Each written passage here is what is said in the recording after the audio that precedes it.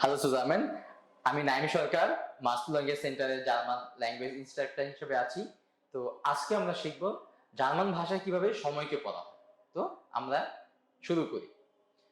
তো প্রথমে যে বিষয়টা আসে যে কয়টা বাজে, এটাকে জার্মান ভাষায় আসলে কিভাবে বলে? ভি স্পেট ইস এস, অর্থাৎ কয়টা বাজে। তো আনসারটা এভাবে দেওয়া যায় একদম সহজভাবে। আমি এখানে 8টার সময়গুলোকে আজ আমি এখানে লিখেছি। এটাকে আমরা এইভাবে বলবো, এস ইস 8 Uhr, যখন হচ্ছে 8টা 5 বা 8টা 5 বাজে, এটাকে বলা হয় এইভাবে 5 nach 8। তারপর হচ্ছে 8টা 10 বাজে, এটাকে বলা হয় 10 nach 8। যখন হচ্ছে 8টা 15 বাজবে, এটাকে আমরা এইভাবে বলবো Viertel nach 8।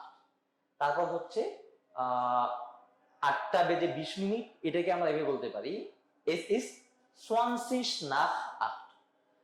8টা বেজে 25 মিনিট, এটাকে আমরা এভাবে বলতে পারি 25 nach 8।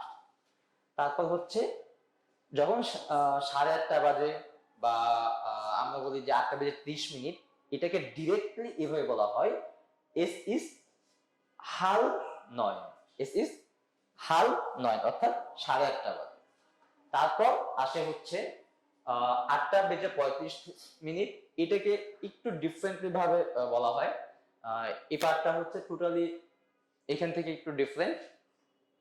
তো এটাকে যখন আমরা বলবো যে 8টা বেজে 35 মিনিট, বা এটাকে এইভাবে আমরা বলি যে es ist 5 nach halb 9। es ist 5 nach halb 9।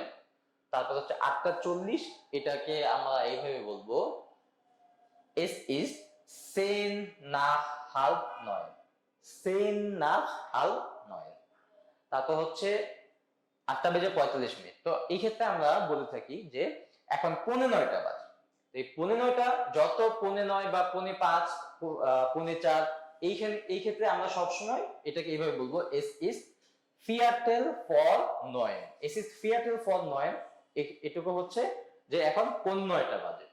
তারপর হচ্ছে 8টা 50, যখন হচ্ছে ঘড়িতে 10 মিনিট সময় বাকি থাকে 9টা বাজতে বা 4টা 5টা হোয়াটএভার, এই ক্ষেত্রে আমরা বলবো যে es ist 10 vor 9। es ist 10 vor 9, অর্থাৎ এখন 9টা বাজতে আমার 10 মিনিট বাকি আছে।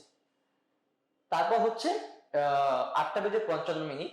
তো এই 8টা বেজে 55 মিনিটকে আমরা এভাবে বলবো es ist 5 vor 9, অর্থাৎ 9টা বাজতে আমার 5 মিনিট বাকি আছে। তো এইভাবে আমরা জার্মান সময়গুলোকে আমরা পড়বো। তো এরকম আরো ইনফরমেটিভ ভিডিও পেতে মাস্টার ল্যাঙ্গুয়েজ সেন্টার পাশেই থাকুন। দেখা হবে অন্য একটা ভিডিওতে। চুস।